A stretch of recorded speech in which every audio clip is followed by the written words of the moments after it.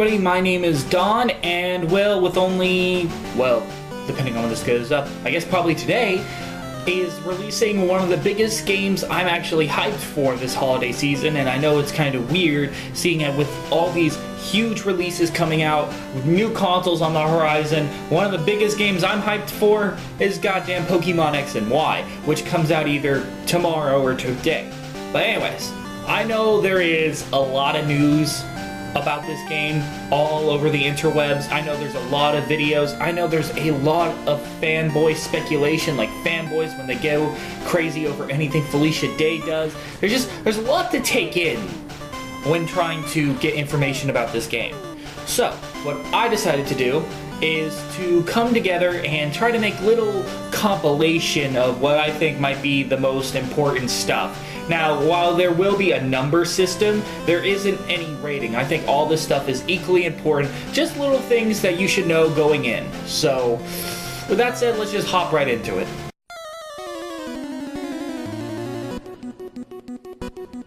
Yes, there is a new type of Pokemon. Finally, after I think the newest entry was Generation 2, we finally have a new type of Pokemon. Fairy type, which is super effective against Dragon-type Pokemons, as I love quoting that video from E3. Anyways, it's also the new Evolution, which, fun fact, if you put that into Microsoft Word, it starts to look at you funny. Which, I guess a Fairy type would be the natural step. I know a lot of people wanted Light type, but I personally feel Light is Psychic.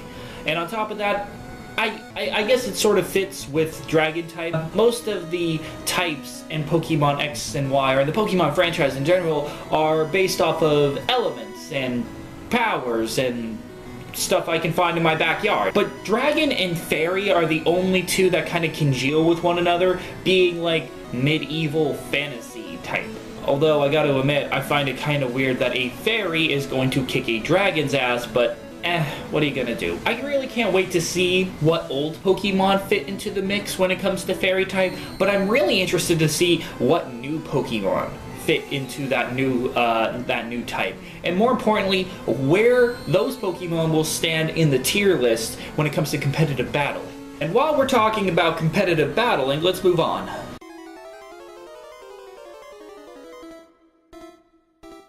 Now, if you really don't have any interest in battling competitively, I don't see what this will do for you, but yes, there is a new way to train your Pokemon for the online competitive world, instead of going through the incredibly complicated and grinding way of EV trading that was before. If you don't know what I'm talking about, I'll actually put in on this video right here a link to another video where the person there perfectly explains EV trading, what it is, and how to do it. So, if you want more information, there you go. But that is going away. Now it's being relegated to a mini game, kind of like a soccer throw at a giant blimp. I have no idea where they came up with this. But I am excited as I am worried. I'm excited that more people will be able to EV train, which will make it easier for people to get into the online battling. But this could throw off the balance tremendously. But I guess we will see more as the time goes on.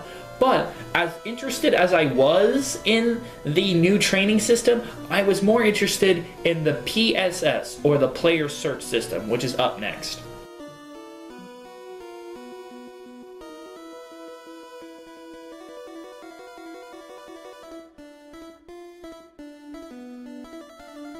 Yes, it finally is here. The days of, if you don't have the person's ID, you can't play or trade with them automatically, so get fucked.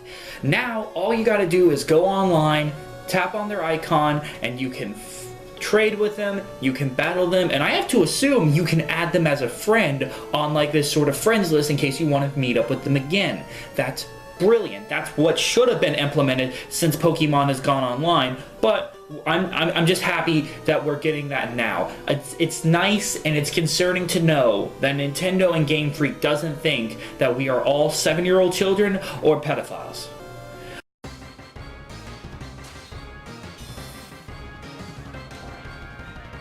The thing that's probably got me shrugging the most are the new Sky Battles and Horde Battles.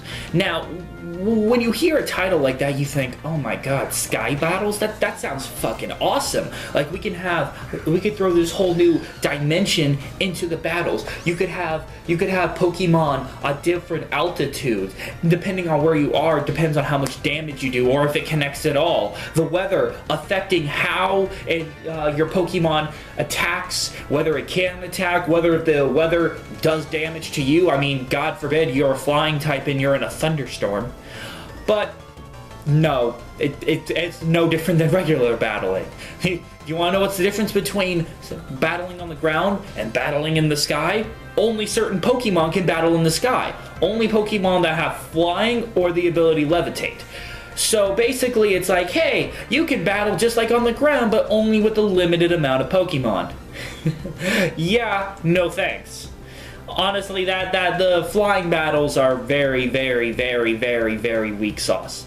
And to throw a little more on there, let's just throw Horde battles, which, again, are no different than regular battles, except, hey, you thought it was fun doing a 1 versus 1 wild Pokemon encounter? Well, how about 1 versus 5? And there's no difference. You can't use multiple Pokemon in a Horde battle. There's no added strategy to facing off against multiple opponents at once. It's the same stuff. I can't believe they're really touting it as a feature. But I want to get my hands on it before I just outright say it sucks or it's useless. But honestly, like I said, it's got me shrugging.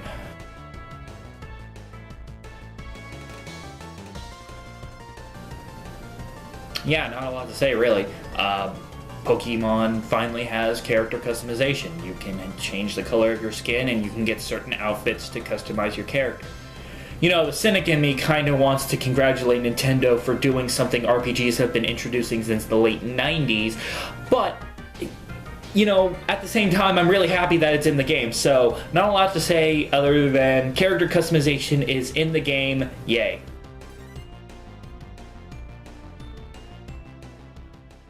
Well, to put it in simple terms, it's a pet simulator. Now, you can play with your Pokemon, you can pet your Pokemon, you can make awkward smiles and tilt the 3DS to match the Pokemon. I don't understand that. But they have been promising that this is more than just your basic pet simulator. This isn't just Nintendogs with a Pokemon skin. What it does is it maximizes your friendship, your connection with your Pokemon, and that in battle will make it more likely to get critical damage, or it'll make it more likely to dodge attacks. And I think that's really cool, although that only affects the single player, that does not roll over into the multiplayer. But that's really cool because one thing that the show has like always preached on about is how your connection with the Pokemon, you know, how much you love them, how much you'd be willing to do anything for them, and that bond that a trainer and a Pokemon gain that unfortunately the games have not been able to capture up to this point. But I think with Poke-Ami, you could do that beyond having to like role play yourself in your head. You might actually be able to gain that Pokemon special bond, which I think is really cool. I want to see how much, though, it affects the critical damage and the dodging and all those other things. Some critics say that it's done a tremendous amount in affecting that, while others say it's basically completely useless. But you know what? I'll call it when I see it.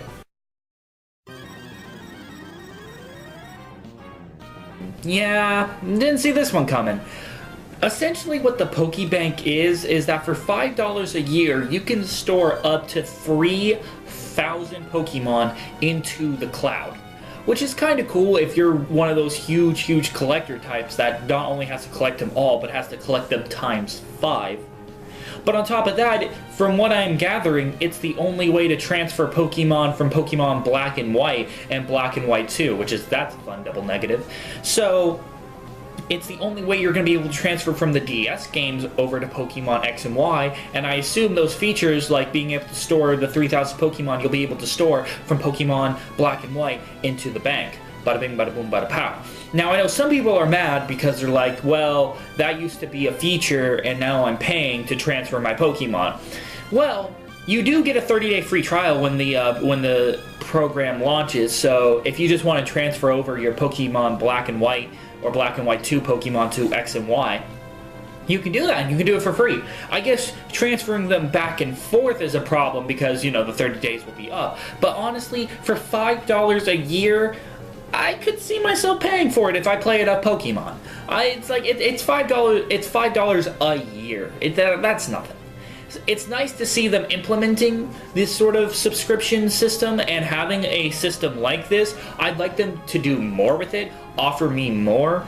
But for now, I actually think that the Pokebank is rather cool.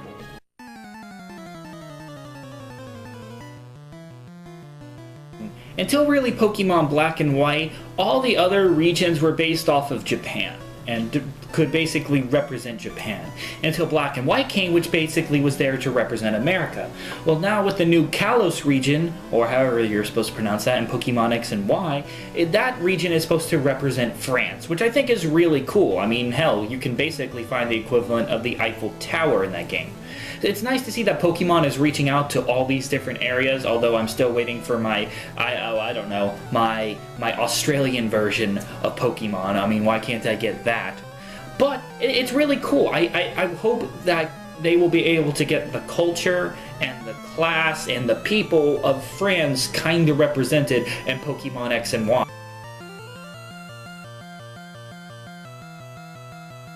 Ah, yes, the new starters. Every time these come out, Bulbapedia and 4chan go absolutely crazy. And I mean like crazy, like I think they kill some people. But it's cool to see the new starters and where they're going with them. I'm not going to give you any opinion per se because I think it's all suggestive.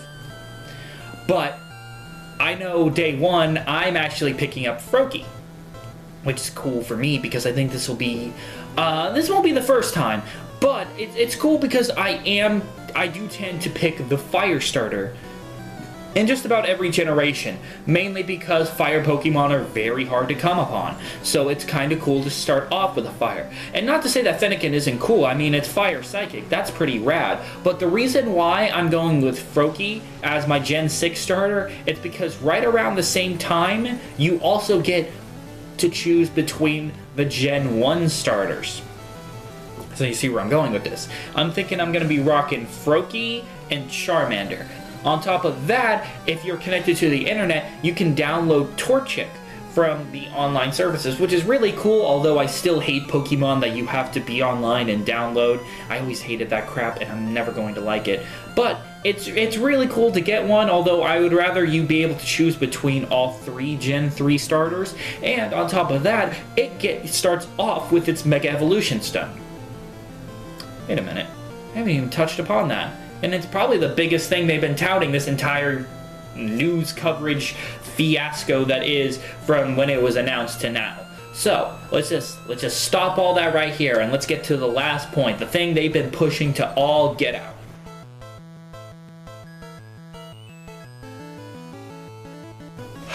Holy shit.